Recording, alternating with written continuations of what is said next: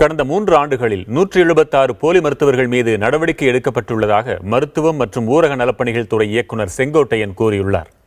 போலி மருத்துவர்கள் மீது எடுக்கப்பட்ட ஒரு நடவடிக்கைகள் குறித்து செய்தியாளர் மிருணாளினியிடம் அவர் பகிர்ந்து கொண்ட கருத்துக்களை பார்க்கலாம். சார், இப்போ இந்த மாதிரி போலி மருத்துவர்களை கடந்த 5 வருடங்களா எத்தனை பேர் போலி மருத்துவர்கள் அப்படின்னு சொல்லி பிடிபட்டிருக்காங்க சார்? 2013 வரை 618 பேர் கைது பண்ணியிருக்கோம்.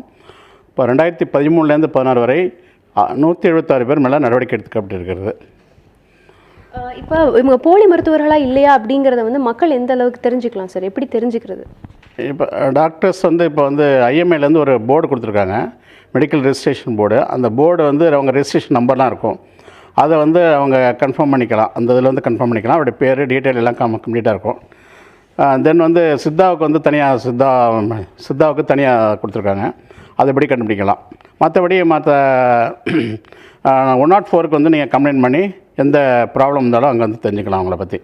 இப்போ இந்த மாதிரி நாட்டு மருத்துவர்களோ போலி மருத்துவர்களா அப்படின்னு சொல்லிட்டு இவங்க கண்டுபிடிச்சிட்டாங்க அப்படின்னா அவங்களுக்கு மேலே என்ன மாதிரி சட்ட ரீதியான நடவடிக்கைகள் எடுக்கப்படும் சார்? நாங்கள் இதில் டிஸ்ட்ரிக்ட் லெவலில் ஜேடி தலைமையில் ஒரு டீம் இருக்குது.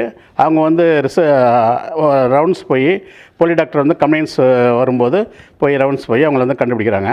அதனால் ஸ்டேட் லெவலில் ஒரு கமிட்டி வச்சுருக்கோம். ஒரு ஏசி அதில் இருக்கார், ஒரு ஹாஸ்பிட்டல்ஸ் ஒரு சூப்பரண்ட் ஒருத்தர் இருக்கார். அவர் தலைமையில் டீம் போய் செக்அப் பண்ணுறோம். இது கேஸ் நாங்கள் போலீஸ் துணையோட 15(2) செக்ஷன் 15(2) அண்டு 420 ஐபிசி 419 ஐபிசியில் கேஸ் புக் பண்ணுறோம்.